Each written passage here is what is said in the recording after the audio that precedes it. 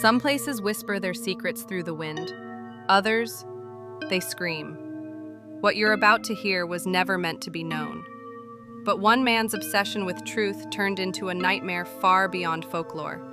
This is the story the authorities buried, and the reason no one leaves Bhangarh Fort after dark. Aryan Mehra was not just another YouTuber. He called himself a digital paranormal investigator with over 1 million subscribers and a reputation for chasing the unexplained.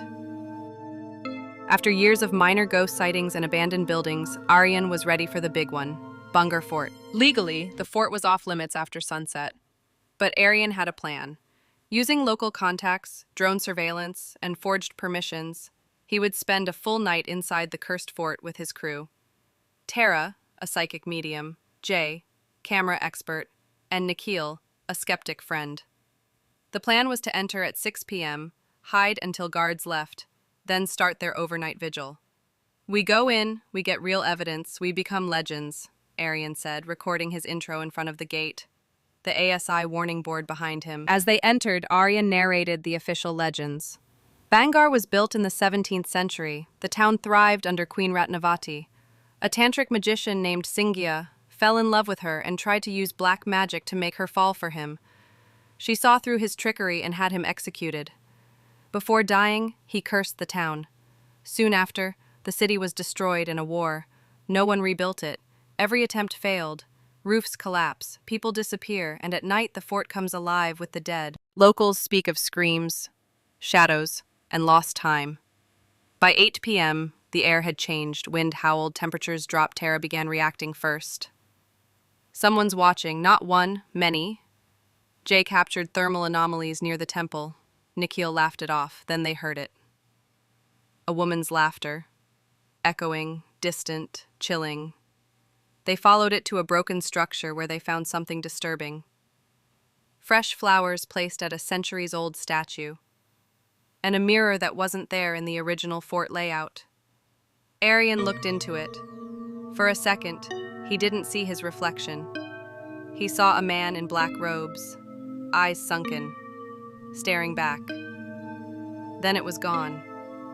Jay called out, "Guys, where's Nikhil?" Tara's breath caught. A second ago, he had been right behind them. The corridor they were in was a straight path. No turns, no exits. They doubled back. Aryan's voice cracked with urgency as he called Nikhil's name again and again, each echo bouncing back like mockery.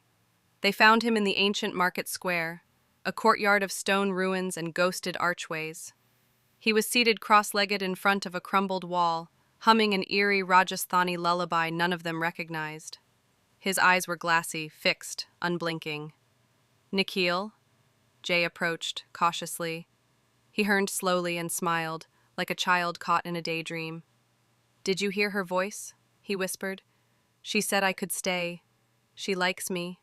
Tara stepped back. Her face had gone pale. "Something's wrong, his aura, it's not his anymore." Aryan reached for Nikhil's shoulder and froze. Nikhil's shadow was moving out of sync. While he sat still, the shadow swayed, tilted its head, slowly, deliberately. Then it raised a hand. But Nikhil's real hand didn't move. Tara screamed, "We need to leave, now." They turned to run, only to find the archway they had entered from gone. The layout had changed. The fort wasn't letting them out. They moved quickly, guided only by the erratic movement of Jay's thermal camera and Hera's growing unease. A collapsed section of the royal palace wall exposed what looked like stone steps, leading downward into the earth, covered in dust, long forgotten. There was no record of this in Aryan's research or in any map of Bhangarh. They descended into total darkness, the only light from Jay's rig. Below, they entered a circular stone room.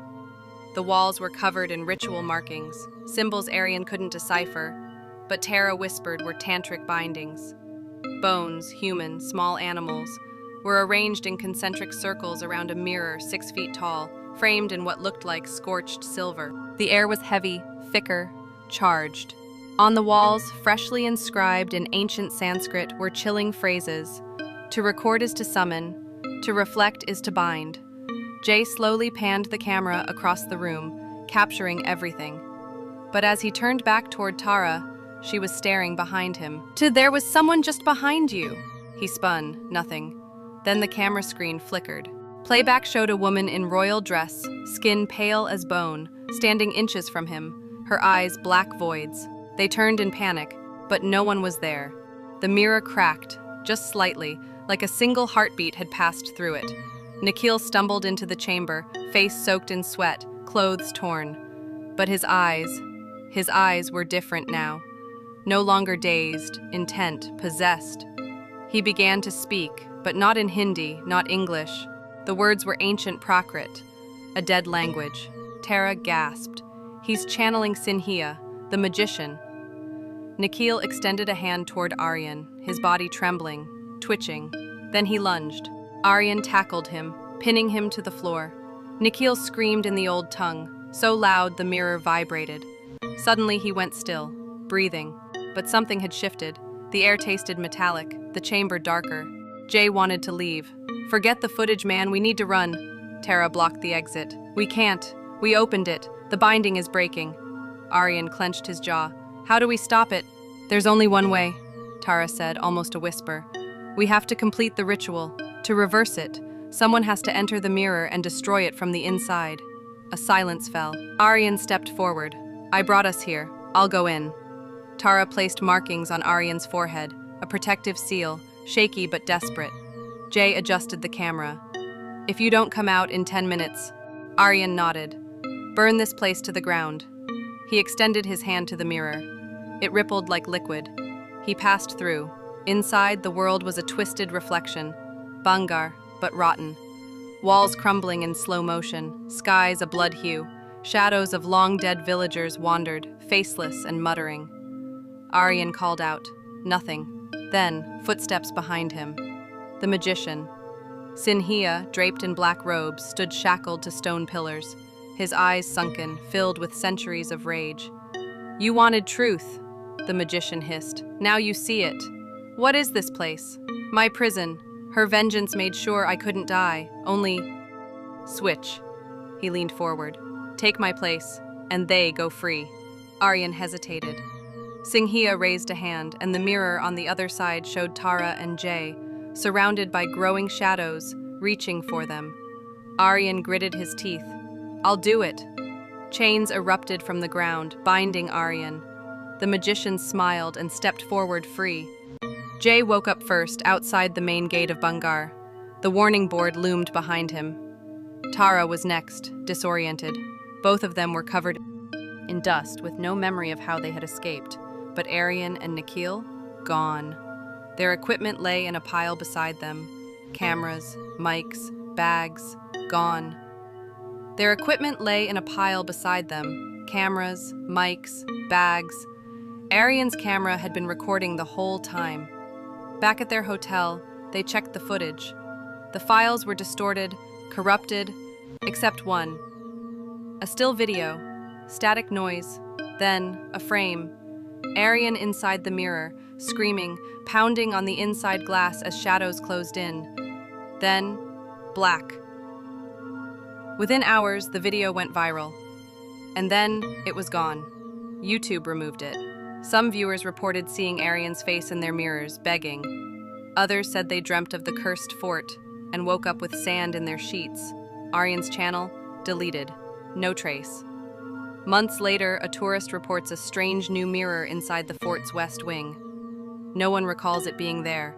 Locals claim it's cursed. Some say if you look too long, you'll see a figure trapped inside, tapping, waiting. Because some truths aren't meant to be revealed. And Bhangarh never lets its secrets go.